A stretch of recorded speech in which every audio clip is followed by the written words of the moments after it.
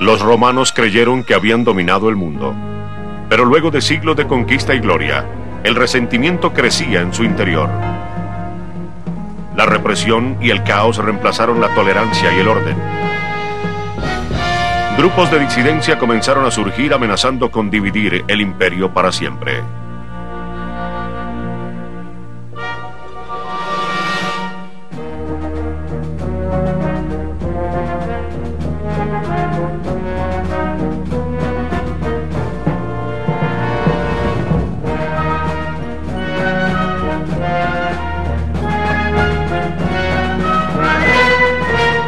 Roma, poder y gloria.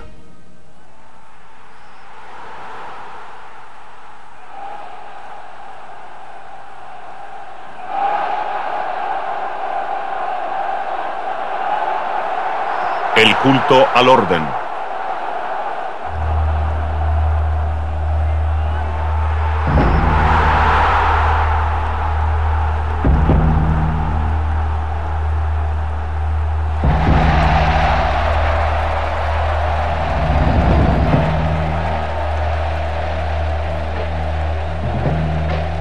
En el año 203 después de Cristo, en una arena romana en Cartago, al norte de África, los miembros de una secta oriental fueron arrestados y torturados públicamente para divertir a las multitudes.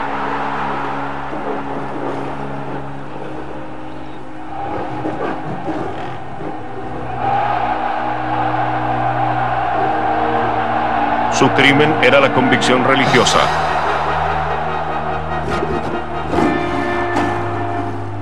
Su nombre, los cristianos. Fue una obra de terror que acompañaría al imperio para siempre.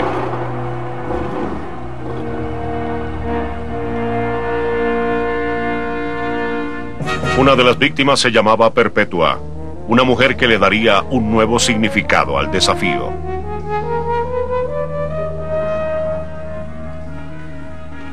Perpetua era una madre joven y bella, y estaba determinada a morir por la fe. Cuando el gobierno ataca a los cristianos, ella se mantiene firme. Su padre le suplica que renuncie a su fe. Ella le contesta: no puedo, debo ser fiel a mi causa. La separan de su hijo y la encarcelan. Nunca antes había estado en un lugar tan sórdido como este. Era una mujer de familia respetable. En prisión escribe un diario, un testamento trágico del poder de la fe. Una noche soñó que había llegado la hora de salir a la arena.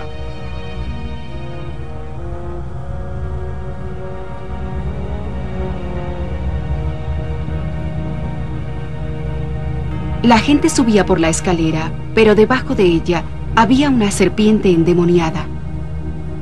La serpiente atacaba a los que subían, con la esperanza de asustarlos e impedirles el ascenso. Y yo dije: en el nombre de Jesús, la serpiente no me hará daño.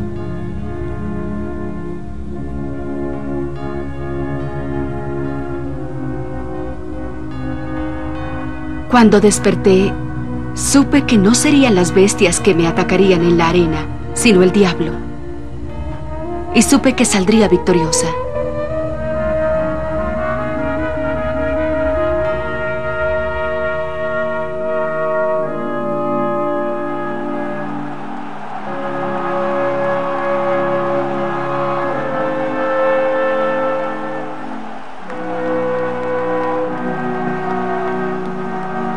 Al día siguiente, Perpetua fue enviada a la arena.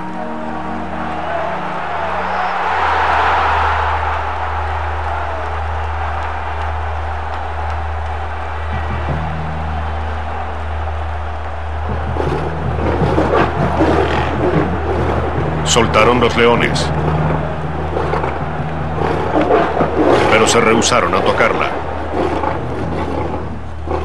Un gladiador fue enviado a acabar con ella.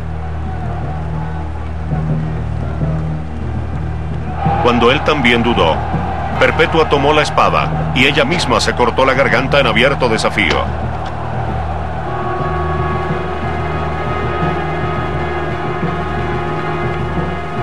El martirio de Perpetua sorprendió a la multitud.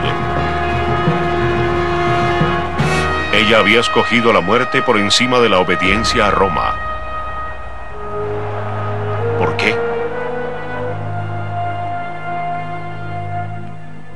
El siglo de la duda había comenzado para Roma.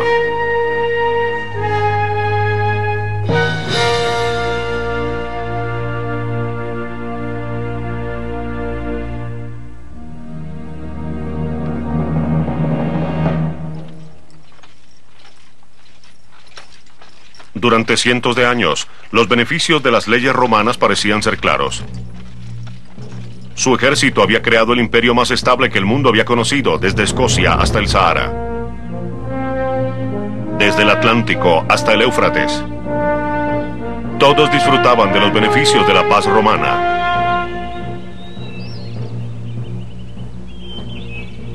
Su gobierno le dio al Mediterráneo siglos de colectividad, estabilidad y prosperidad.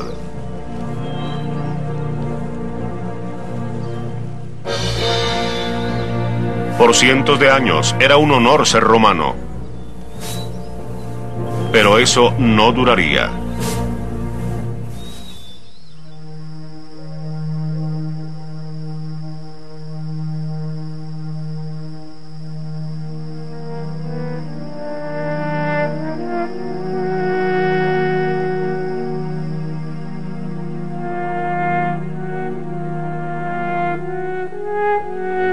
El emperador Marco Aurelio gobernó durante la época que aparecieron las primeras señales de la decadencia del mundo romano.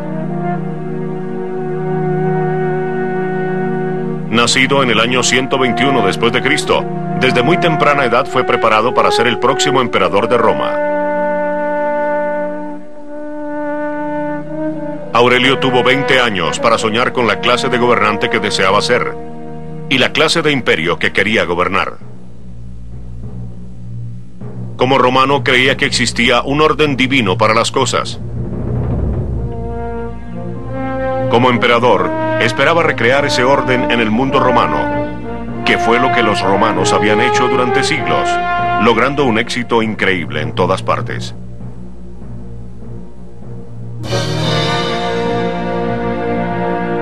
Pacificaron el Mediterráneo entero con sus leyes.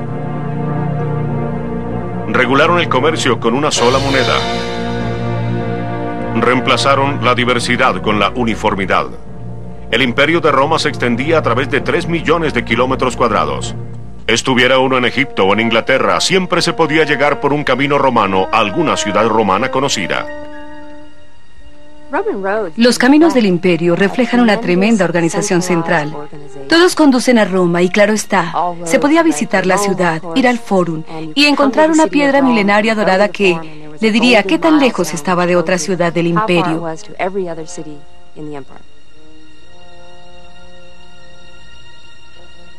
A los romanos les gustaba saber a qué atenerse.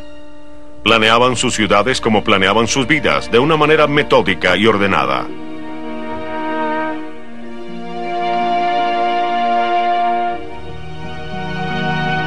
Si la naturaleza era impredecible, la domaban. Los romanos llevaron el agua a sus ciudades utilizando grandes acueductos. Indiscutiblemente su triunfo logístico más grande. Roma había sido el símbolo del orden y la estabilidad durante siglos. Y Marco Aurelio esperaba continuar con esa tradición. En el año 161 después de Cristo, Aurelio finalmente se convirtió en emperador. Durante 23 años había planeado un gobierno pacífico. Le esperaba un brutal despertar. A finales de ese año la guerra estalló en el este. Los bárbaros cruzaron la frontera y atacaron una provincia de Roma. Una plaga mortal asoló el imperio, acabando con un cuarto de la población romana. Los invasores germánicos, aprovechando el desastre, atacaron desde el norte.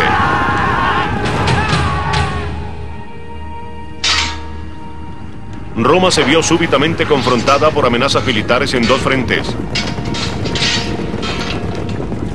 Marco Aurelio pasó 8 años luchando por la supervivencia de Roma.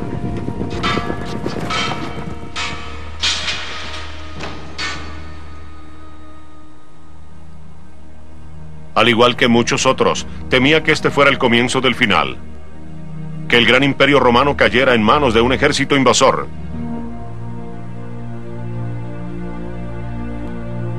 Pero sus miedos eran infundados, porque los problemas de Roma estaban en su interior, al igual que los del mismo emperador. Marco Aurelio tenía cáncer. Diariamente tomaba grandes dosis de una droga que esperaba aliviar a su sufrimiento. No fue así. En el año 180 después de Cristo, la enfermedad finalmente ganó. La dolorosa muerte de Aurelio presagiaba el destino del imperio que dejaba atrás.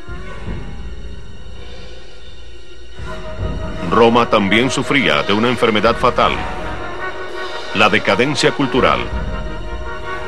Era la erosión de los valores tradicionales romanos que obligarían a muchos a buscar en extraños cultos su propia salvación. Y como perpetua, dejar en duda su lealtad hacia Roma.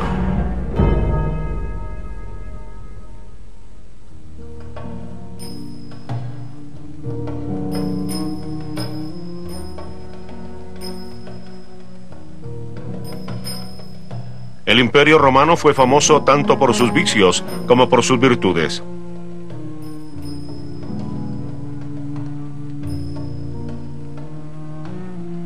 Contaminada por la riqueza y el poder, la herencia de Roma estaba teñida de imágenes de indulgencia y exceso imperialista.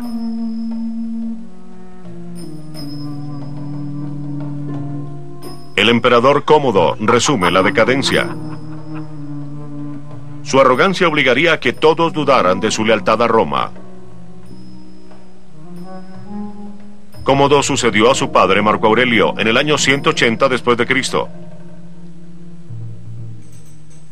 Traumatizado por un temprano atentado a su vida, Cómodo evitó todas las apariciones en público y dejó a Roma en manos de sus más cercanos consejeros. Mientras estos aterrorizaban a Roma, Cómodo se divertía en el palacio. Mantenía un harén de cientos de niños y niñas y abusaba de ellos a su antojo. Mantenía entre sus favoritos a ciertos hombres a los que bautizaba con los nombres de las partes privadas de ambos sexos y los llenaba de besos. Herodio.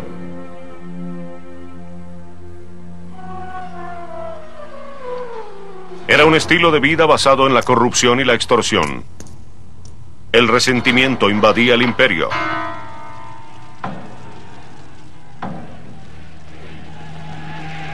En el año 190 después de Cristo, los pobres se rebelaron. Creyeron que Cómodo había deliberadamente acaparado el grano para inflar su precio y aumentar sus ganancias. Luego de 9 años como prisionero, el emperador se vio forzado a jugar un papel más público. Los resultados fueron desastrosos. Exigió que se le considerara un dios viviente. Se hizo llamar Hércules. Se vistió con una piel de león y apareció blandiendo un garrote en todos los actos públicos.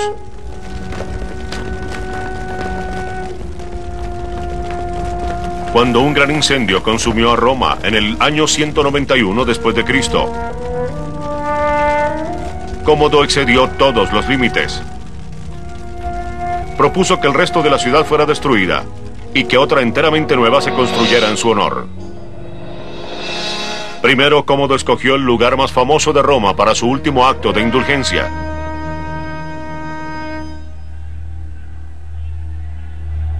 El 17 de noviembre del año 192 después de Cristo, la gente se reunió en el Coliseo. Algo realmente chocante estaba en el programa. Esa tarde, los esclavos y los criminales que usualmente luchaban en la arena estaban acompañados por alguien muy especial.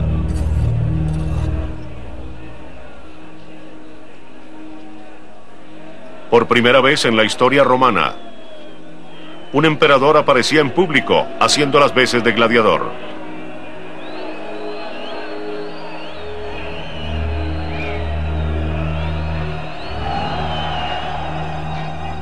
Cómodo pudo haber ganado ese día, pero su victoria fue muy corta. Cómodo fue asesinado el 31 de diciembre, en vísperas de Año Nuevo, porque al día siguiente planeaba ser nombrado cónsul y asistiría vestido como un gladiador. Y eso era una total afrenta. Es como si el presidente de Estados Unidos asistiera a una inauguración vestido de futbolista. Era un completo insulto para la vida política.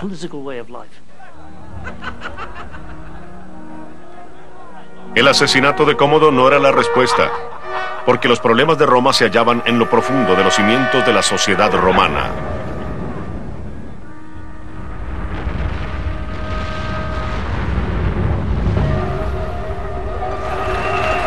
El 24 de agosto del año 79 después de Cristo, un volcán en el sur de Italia estalló.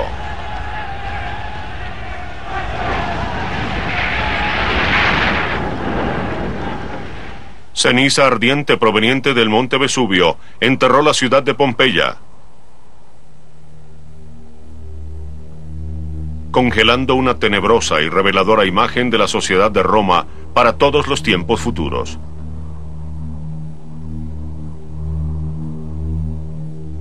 Sofocados por las cenizas, las víctimas ese día parecían estar unidas en la muerte.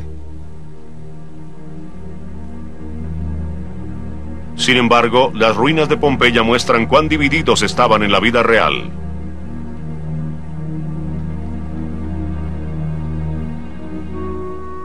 Los poderosos vivían rodeados de comodidades. Sus casas eran amplias y muy adornadas. Sus jardines magníficos. Su estilo de vida espléndido. Pero el elemento más notorio de su decadencia es una ficción. Pinturas de imaginarias orgías romanas eran encargadas por los políticos del siglo XIX para promover su propio mensaje de intolerancia sexual. La más famosa de estas pinturas mostraba a un grupo de filósofos en desacuerdo, frunciendo el ceño frente a uno de estos licenciosos banquetes. Se propuso seriamente colocar esta pintura en todas las aulas de Estados Unidos de América, porque representaba la imagen de moralidad que tenían los romanos en las figuras de los filósofos, que parecían estar diciendo, si usted hace parte de las orgías y la decadencia, entonces su civilización declinará, como ocurrió con la de los romanos.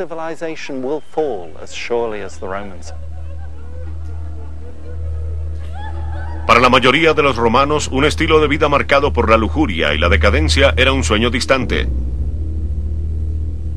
La brecha entre la opulencia y los pobres era 10 veces más grande que la que existe hoy en día. El 95% de la población luchaba por sobrevivir por encima de la línea de pobreza absoluta. Familias enteras vivían en oscuros apartamentos ocupando una sola habitación.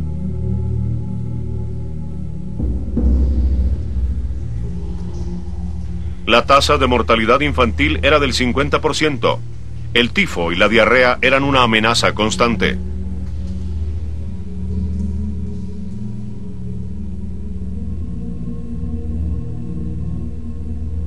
Igual de reducido era el lugar que ocupaba la mujer en la sociedad romana.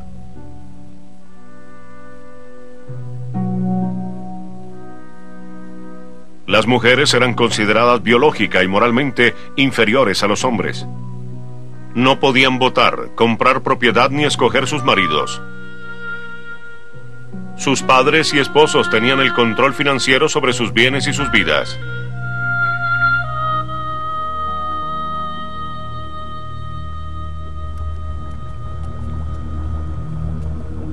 Roma estaba construida sobre una jerarquía socialmente rígida. Cuando alcanzó la cima del poder, 1 de cada 3 personas en Italia era un esclavo. Y fueron sus esfuerzos y sudor los que le daban a Roma su legendaria riqueza y esplendor.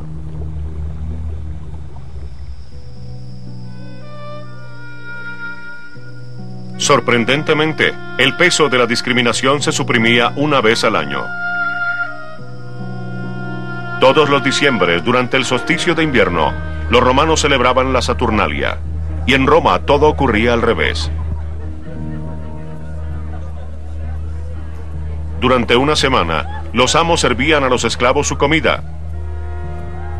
Los niños de los pobres comían con los acaudalados. Era una interrupción surrealista del status quo.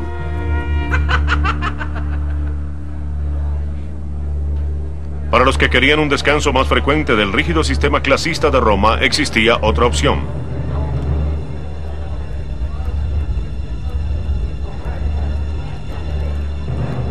El culto de Dionisio era griego en su origen. Sus controvertidos rituales o bacanales llegaron a Italia en el siglo II a.C. Ayudados por el vino y la danza, los devotos entraban en un trance colectivo. Un éxtasis comunal que les ofrecía un escape de las opresivas divisiones de la sociedad romana. La gente se reunía a escondidas durante la noche. Formaban grupos mixtos, hombres y mujeres.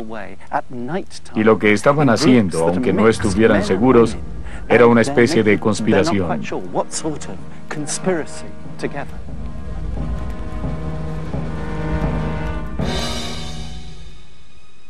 Y fueron castigados de una forma brutal. No solamente fue prohibido el culto de Dionisio, sino que los cónsules viajaron de un extremo a otro del país. Se llevaron a cabo muchas ejecuciones.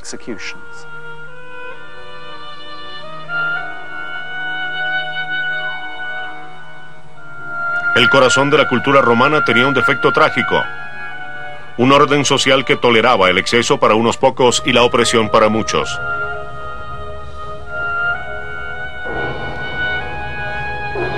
Esa injusticia pronto alimentaría el nacimiento del culto disidente más subversivo de Roma.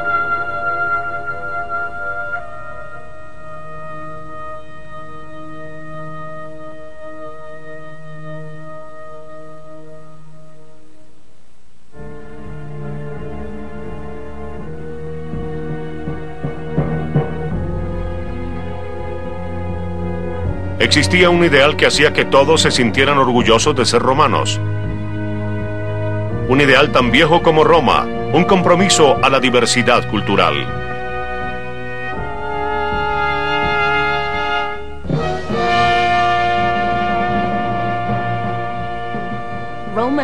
La sociedad romana siempre fue inmensamente abierta. Existe una formidable historia sobre Rómulo, quien en el momento de fundar a Roma invita a todas las personas para que vayan a vivir en ella. Este pasaje recuerda la Estatua de la Libertad. Que todos vengan a visitarla. Vengan a mí, pobres y extraños. 1000 años después, la política de apertura de Roma aún estaba viva. Su fabulosa riqueza y esplendor atraían a la gente de todas partes del mundo. Se podía estar en la ciudad de Roma y ver a personas africanas, hindúes, italianos, galos y alemanes. Todas estas personas eran ciudadanos romanos. De alguna manera los romanos lograron encontrar la forma de llevar a cabo el lema americano E pluribus unum. Todos eran romanos, todos pertenecían. No parecía haber existido una tensión racial o étnica al interior del Imperio Romano.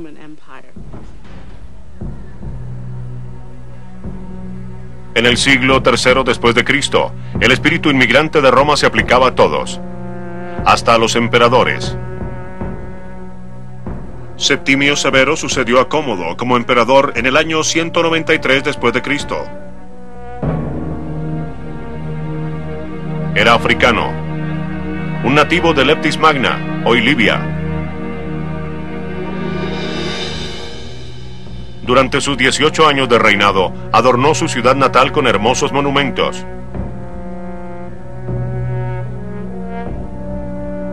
E introdujo algo de magia en Roma.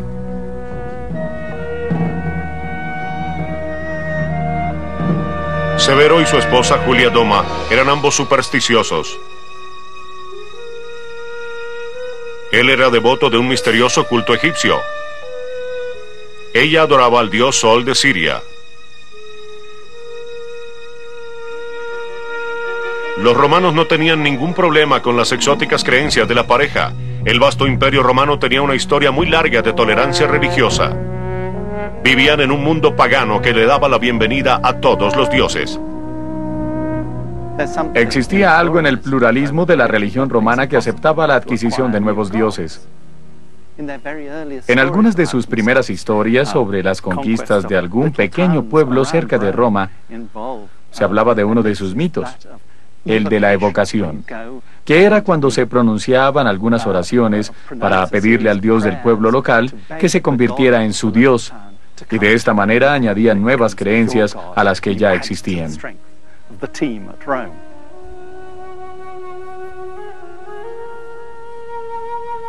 Todo lo que se le pedía a las nuevas religiones era que respetaran el culto de Roma, realizando los sacrificios anuales en honor del emperador. Era una política cuya intención era ejercer algún control sobre un mundo de extremas diferencias religiosas.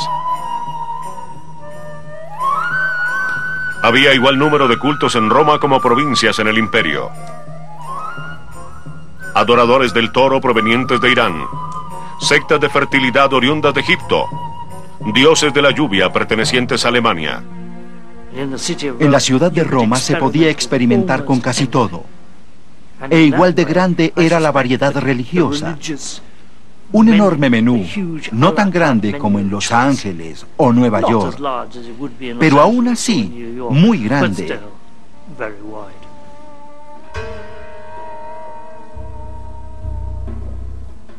Pero para el siglo III después de Cristo, la diversidad religiosa estaba produciendo un caos. La gente estaba agobiada por las numerosas opciones que lo rodeaban.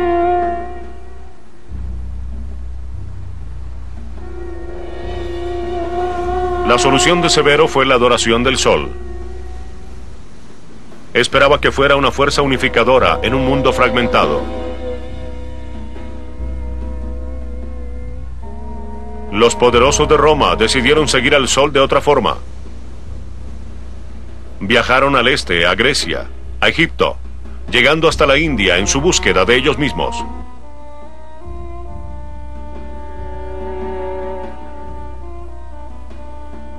Pero si los romanos estaban confundidos, sus líderes estaban completamente fuera de control. En el año 211 después de Cristo, Severo fue sucedido en el trono imperial por su hijo Caracalla, cuyo acto memorable como emperador fue asesinar a su propio hermano, Geta. Era un enfermo de mente y cuerpo. Creía que estaba siendo perseguido por su padre y su hermano armados con espadas.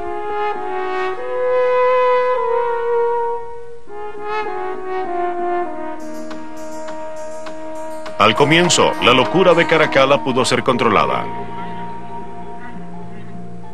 En el año 212 después de Cristo, le otorgó la ciudadanía romana a todos los hombres libres del imperio. Una reafirmación dramática del compromiso romano hacia la tolerancia y la diversidad. El emperador inició un gran recorrido por el imperio. En diciembre del año 215 después de Cristo llegó a Egipto. En la ciudad de Alejandría, los orgullosos ciudadanos romanos lo recibieron con una espléndida recepción.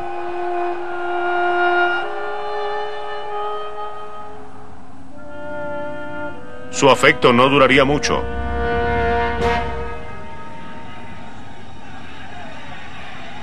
Enfurecido por la crítica local acerca de la muerte de su hermano, el emperador invitó a 5.000 ciudadanos al teatro local y los asesinó a sangre fría.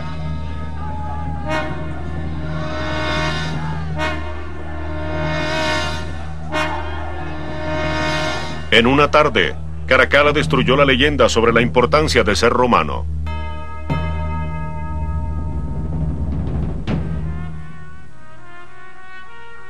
Nunca antes se habían sentido los romanos tan confundidos o desorientados acerca del lugar que ocupaban en el mundo.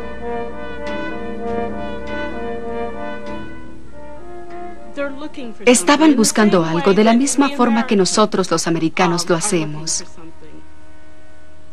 Creo que podemos utilizar la misma explicación para describir cosas como las puertas del cielo o la masacre de Jonestown y cualquiera de los cultos que han aparecido durante los últimos años. Cuando perdieron su identidad, comenzaron a buscar otros cultos.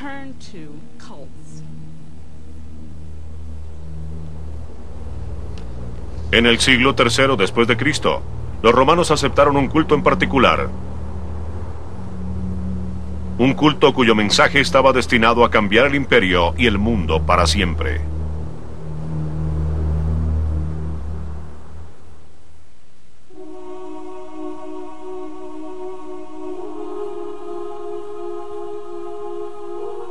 El dramático ascenso del cristianismo al poder en el mundo romano lo cambiaría todo.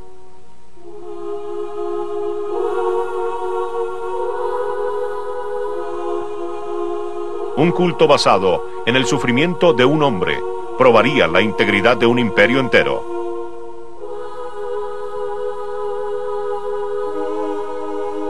En el siglo I después de Cristo, el mensaje del cristianismo se extendió hacia el oeste, desde Judea, difundido por un pequeño grupo de apóstoles.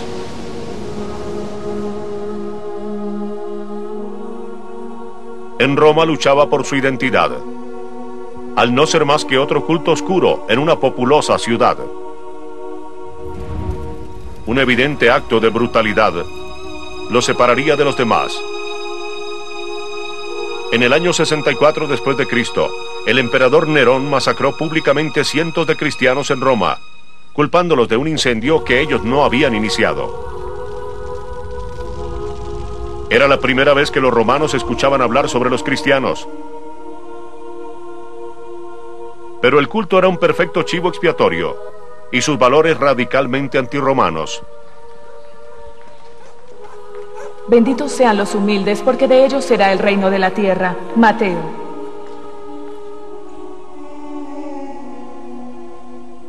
Cuídense los poderosos, porque ustedes ya recibieron su recompensa. Lucas.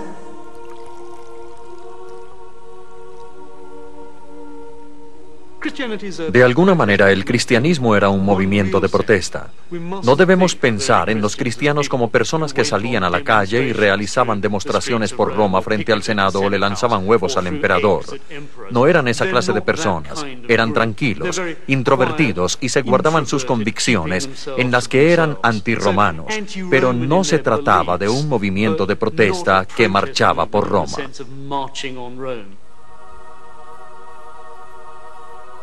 El ideal cristiano más revolucionario era la igualdad espiritual. Este concepto era una amenaza directa a las creencias de Roma acerca de la jerarquía y la división social. Las mujeres en particular fueron atraídas hacia el nuevo culto. Este les otorgaba una independencia que le había sido negada en la sociedad romana. La única posición pública de poder y prestigio que se le permitía ejercer a la mujer romana era la de ser una virgen vestal. Las 6 vírgenes vestales atendían todos los eventos importantes de Roma, pero su deber principal era cuidar el fuego sagrado de Vesta, la diosa romana de la tierra.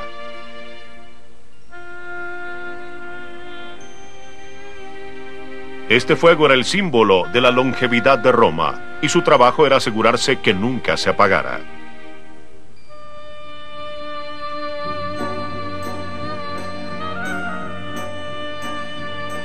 Las vírgenes vestales eran altamente respetadas y vivían cómodamente. Sin embargo, sus honores públicos tenían un precio.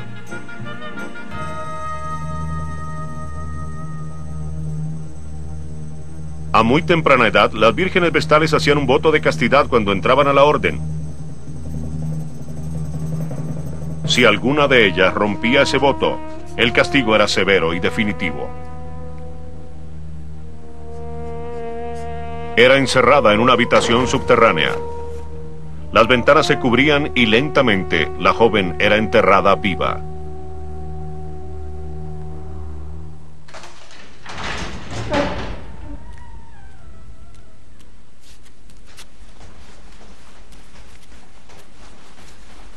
Irónicamente, los cristianos escogieron estar bajo tierra. Se sentían a salvo reuniéndose en un laberinto de habitaciones debajo de la ciudad conocidas como las catacumbas. Aquí las mujeres participaban en un ritual de comunión igual que los hombres. Eso disgustaba a los romanos paganos y dio pie a rumores escandalosos.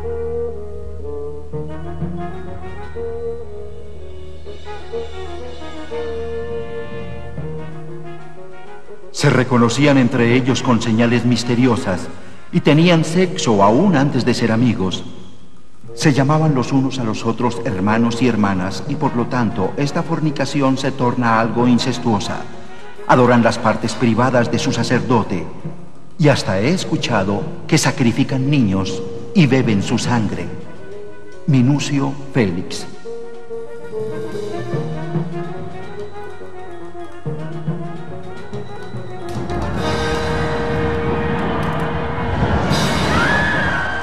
Precisamente estas mismas acusaciones serían utilizadas por los cristianos para condenar las brujas en los siglos siguientes.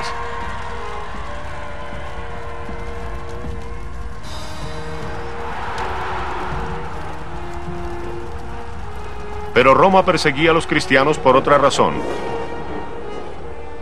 Se rehusaban a respetar los dioses de las otras personas.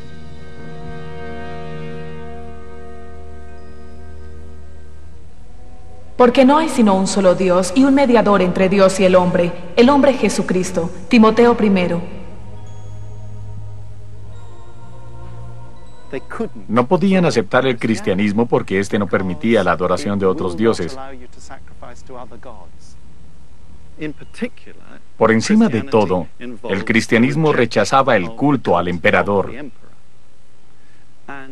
Y como esta era la única manera en la que el imperio expresaba su unión, se convirtió en un elemento disociador. En un comienzo, el Estado romano trató de ignorar el conflicto. Una carta del emperador Trajano a un gobernador de provincia en el año 113 después de Cristo muestra cuán indulgente deseaba ser. Estas personas no deben ser perseguidas. Si las llevan frente a usted y los cargos contra ellas son probados, deberán ser castigadas. Pero si alguno niega ser cristiano y demuestra claramente que no lo es, ofreciendo una oración a nuestros dioses, debe ser perdonado, no importa cuán sospechoso sea su pasado. Trajano.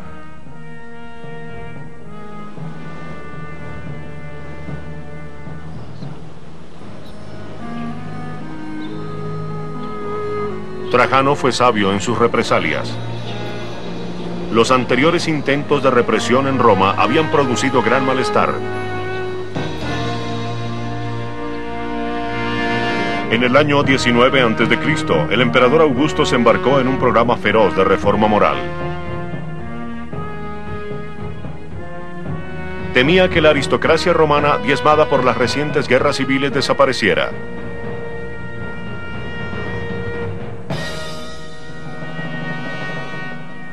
Su solución fue persuadir a los romanos para que tuvieran bebés rápidamente.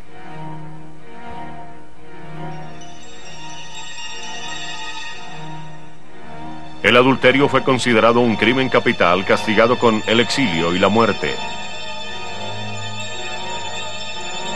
Los romanos se burlaron abiertamente de su cruzada moral. Ovidio, uno de los poetas más populares de su tiempo, provocó la ira del emperador publicando un libro llamado El arte de amar, en el cual apoyaba el sexo y las relaciones secretas. Augusto entró en pánico. Envió a Ovidio a un desolado fuerte fronterizo en el Mar Muerto.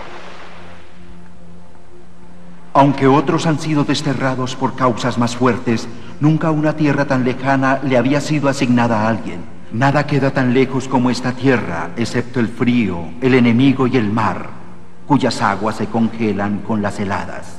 Ovidio.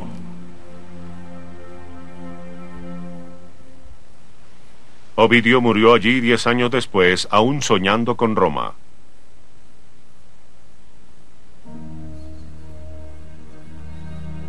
Las reformas represivas del emperador probaron ser extremadamente impopulares e inútiles. Engendraron más informantes que niños. Ahora el país sufría con sus leyes como lo había hecho con sus vicios. Tácito.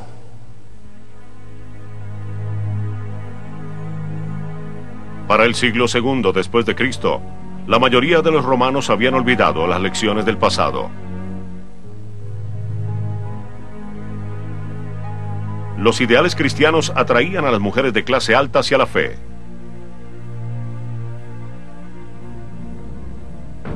Su negativa de realizar sacrificios públicos en honor del emperador amenazaba a la élite masculina. Su respuesta fue altamente controversial. Y su severidad es algo que aún se debate. En los 3 primeros siglos después de Cristo, a la mayoría de los romanos no les importaba ni le habían prestado atención a los cristianos, y ciertamente no los veían como una existencia interminable de comida para los leones. Más criminales fueron devorados por los leones en el mundo romano que cristianos. Esta es una imagen que fue creada por fuentes cristianas posteriores, ansiosos por presentarse como un movimiento de protesta contra Roma.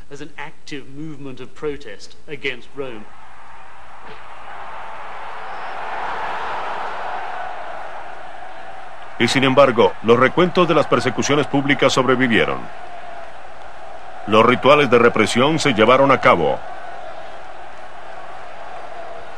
Porque la persecución produjo víctimas. Víctimas que estaban dispuestas a convertirse en mártires. Una de estas fue Blandina, una joven esclava.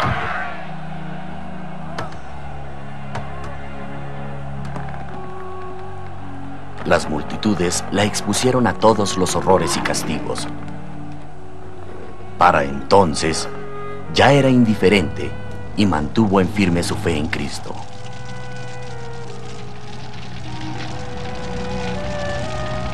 Para sorpresa de las multitudes, Blandina soportó 3 días de horrible tortura en la arena.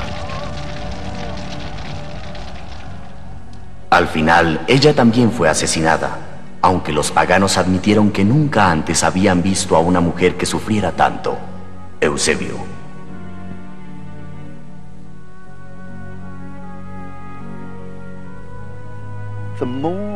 Entre más se persigue a la gente, más riesgos se corren. Es un juego terrible porque cuando se arrojaban las personas a los leones, se hacía de una forma pública. Y si los mártires jugaban bien, si no sobrevivían a su martirio y conservaban su dignidad, mantenían a las multitudes de su lado a través del martirio. Y esto se convierte en una maravillosa forma de reclutamiento. Y el efecto de una fuerte persecución es que todos saben que deben estar de un lado o de otro. La opción era ser o no ser cristiano.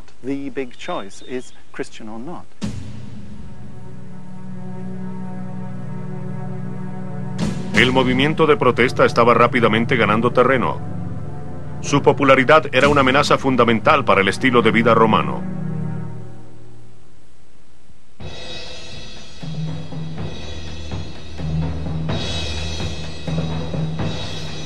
Para la mitad del siglo III después de Cristo, Roma estaba consumida por las dudas. El caos y la confusión consumían el imperio. Y todos comenzaban a cuestionarse acerca de cuáles eran los beneficios de ser súbdito del gobierno romano. Entre el año 235 y el 270, más de 30 generales romanos se proclamaron emperadores.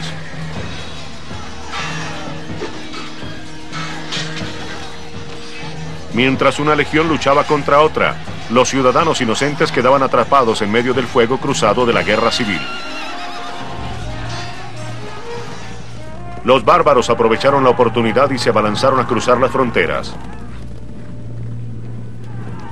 Los alemanes en el oeste y los partianos en el este amenazaban las provincias. La inflación aumentó y subsistir fue más difícil.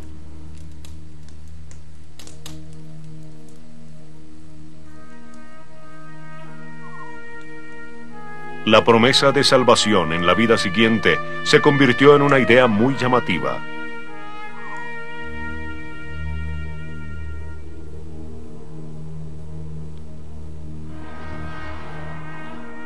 La tradición cristiana de la caridad atrajo a muchos convertidos en esta Roma asediada por el caos y las dudas.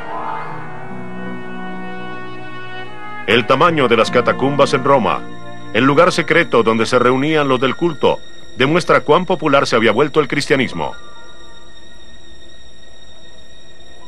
Para mitad del siglo III, había un estimado de 5 millones de cristianos en el imperio. Este es un indicio de la fuerza de la Iglesia en el siglo I y particularmente del nivel de organización eclesiástico. Ahora tenemos una Iglesia que crece y que tiene una jerarquía de clérigos y obispos por todo el Mediterráneo.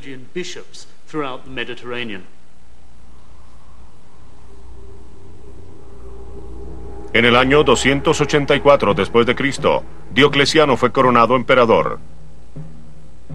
Había subido al trono con el apoyo del ejército y ahora ejercía el poder en Roma. Propio de un militar, su visión del futuro era cruel y brutal.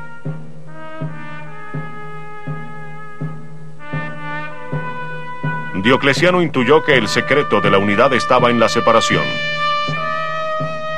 Dividió el mundo romano y aceptó compartir el poder con otros 3 generales. Sus esfuerzos coordinados lograron traer la paz, pero solo por un corto tiempo.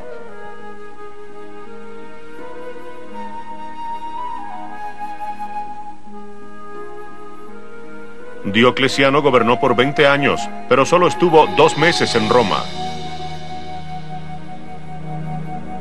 Estaba obligado a pasar la mayoría de su tiempo en ciudades como Trier, en Alemania, para atender de cerca la guerra en las fronteras. Roma, el emblema de la fuerza por 1000 años, se sentía ahora completamente vulnerable, al igual que el emperador. En un desesperado esfuerzo por hacerse respetar, Diocleciano se proclamó hijo de Júpiter e insistió en que todos se arrodillaran a sus pies y besaran el dobladillo de su toga. Para muchos, esto era un simple espectáculo. Y entonces comenzaron a buscar su seguridad en otra parte. Ahora hasta los miembros de la corte imperial se estaban convirtiendo secretamente al cristianismo. Diocleciano pensó que la unidad del imperio no era solamente una cuestión militar, sino una cuestión religiosa. Y que si podían erradicar el cristianismo, entonces todos adorarían a los mismos dioses y serían un solo imperio. Cuando el juego falló y no se pudo erradicar el cristianismo, los mártires produjeron más mártires.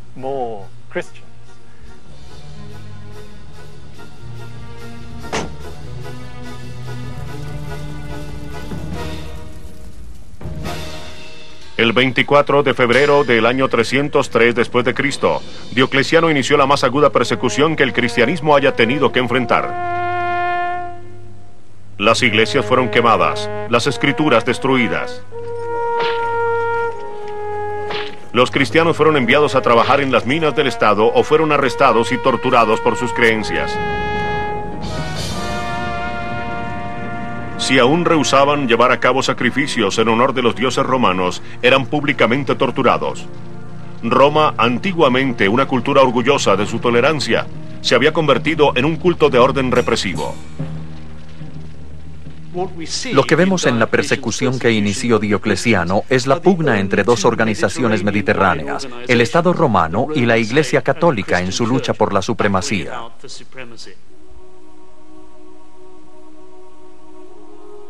En el año 305 después de Cristo, Diocleciano se retiró a su palacio de verano, confiado en que Roma había ganado. Se había equivocado. En la sangre de los mártires yace la semilla de la Iglesia, Tertuliano.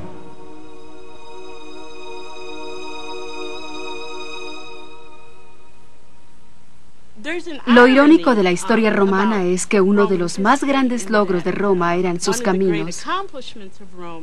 Y encuentro fascinante que esos mismos caminos fueron los que acabaron con Roma. Por allí llegaron los cultos, las ideas que terminarían destruyendo la identidad romana y el sentido de pertenencia de los romanos.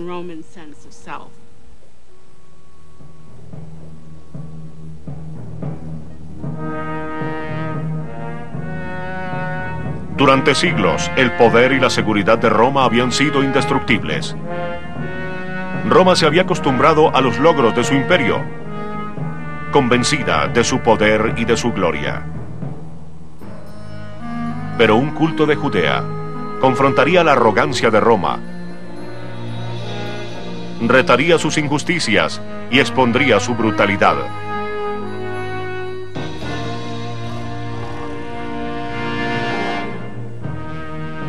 Roma, una vez símbolo del orden y el control, ahora se desmoronaba a causa del caos y la confusión.